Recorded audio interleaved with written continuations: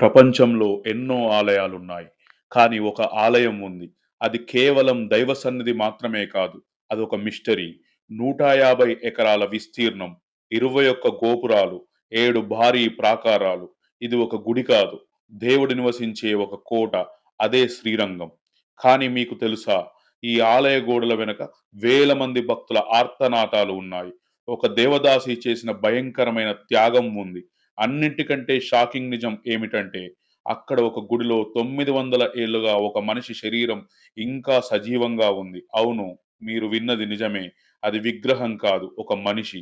ఆ మనిషి ఎవరు? అసలు శ్రీరంగనాథుడు అయోధ్య నుండి ఇక్కడికి ఎలా వచ్చాడు? రండి, ఆ మిస్టరీని ఛేదిద్దాం. ఈ కథ త్రేతాయుగం నాటిది. మనం ఇప్పుడు చూస్తున్న శ్రీరంగనాథుడి విగ్రహం మనిషి చెక్కింది కాదు.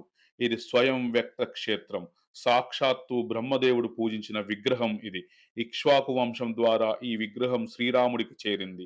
రామరావణ యుద్ధం తర్వాత విభీషణుడి భక్తికి మెచ్చి శ్రీరాముడు ఈ రంగనాథ విగ్రహాన్ని బహుమతిగా ఇస్తాడు.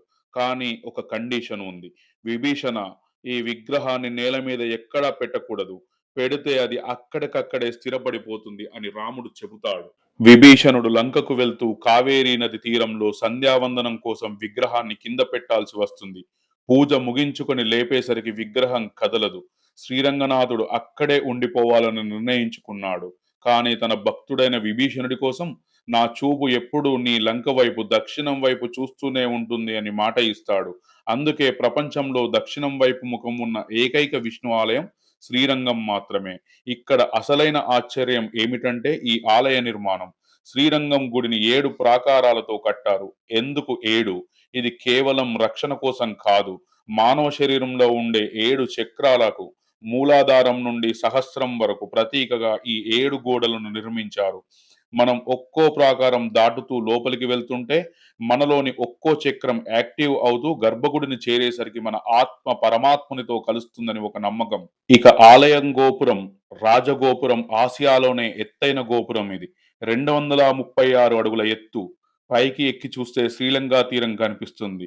13 అంతస్తుల ఈ అద్భుతం గ్రావిటీని కూడా సవాల్ చేసే ఇంజనీరింగ్ మిస్టరీ. కానీ ఈ ఆలయం ఎప్పుడూ ప్రశాంతంగా లేదు. 13వ శతాబ్దం ఢిల్లీ సుల్తాన్ మాలిక్ కాఫర్ దండయాత్ర శ్రీలంగం మీద దాడి జరిగింది. 13,000 మంది శ్రీ వైష్ణవులను ఆక్రమణదారులు తలలు నరికి చంపారు. కావేరీ నది నీళ్లు రక్తాన్ని తాకి ఎర్రగా మారాయి. కానీ వాళ్ళ అసలు టార్గెట్ గర్భగుడిలోని మూల విరాట్టు. ఆ విగ్రహాన్ని దొంగిలించి ధ్వంసం చేయడమే వారి లక్ష్యం. అప్పుడు ఆలయ పూజారులు ఒక సాహసం చేశారు. అసలు విగ్రహం ముందు ఒక గోడ కట్టేశారు. దాని ముందు వేరే విగ్రహాన్ని పెట్టారు. అసలు దేవుడిని కాపాడటానికి 48 ఏళ్ల పాటు శ్రీరంగనాథుడు చీకటిలో గోడ వెనక ఉండిపోయాడు. ప్రజలకు దేవుడు ఉన్నాడో లేడో కూడా తెలియని పరిస్థితి. ఆ సమయంలో ఆలయాన్ని కాపాడటానికి వెల్లాయ్ అనే ఒక దేవదాసి నర్తకి తన ప్రాణాలనే పణంగా పెట్టింది. సుల్తాన్ సైన్యాధిపతిని తన అందంతో, నాట్యంతో మాయ చేసి మాటల్లో పెట్టి ఆలయ గోపురంపైకి తీసుకువెళ్ళింది. అతను మైమర్చి ఉన్న సమయంలో అతన్ని గోపురంపై నుంచి కిందికి తోసేసింది. ఆ తర్వాత తను కూడా దూకి ఆత్మహత్య చేసుకుంది. ఆమె త్యాగానికి గుర్తుగా ఇప్పటికీ ఆమె పేరు మీద ఒక గోపురం, వెల్లాయి గోపురం ఉంది. ఆ గోపురానికి రంగులు ఉండవు. ఆమె త్యాగానికి చిహ్నంగా అది తెల్లగానే ఉంటుంది. ఇప్పుడు నేను చెప్పబోయే విషయం మీ వెన్నులో వణుకు పుట్టిస్తుంది. శ్రీరంగం ఆలయంలో ఉడయవార్ సన్నిధి అనే ఒక గుడి ఉంది. అందులో రామానుజాచార్యులు వారు పద్మాసనంలో కూర్చొని కనిపిస్తారు. అందరూ అది రాతి విగ్రహం అనుకుంటారు. కానీ అది విగ్రహం కాదు. అది సాక్షాత్తు రామానుజాచార్యుల వారి మృతదేహం. అంటే దాదాపు 900 సంవత్సరాలు గడిచాయి. ఈజిప్టులో మమ్మీలను కాపాడడానికి ఎన్నో రసాయనాలను వాడతారు. కానీ ఇక్కడ అవేమీ లేవు. కేవలం పచ్చకర్పూరం, కుంకుమ పువ్వు మిశ్రమాన్ని మాత్రమే ఆ శరీరానికి పూస్తారు. దాన్నే తానన తిరుమేని అంటారు. మీరు నిశితంగా గమనిస్తే ఇప్పటికీ వారి గోర్లు, చర్మం, ముడతలు స్పష్టంగా కనిపిస్తాయి. 900 ఏళ్లుగా ఒక శరీరం సజీవంగా, సహజంగా ఎలా పాడవకుండా ఉంది అనేది నేటికి సైన్స్‌కు అంతుచిక్కని మిస్టరీ.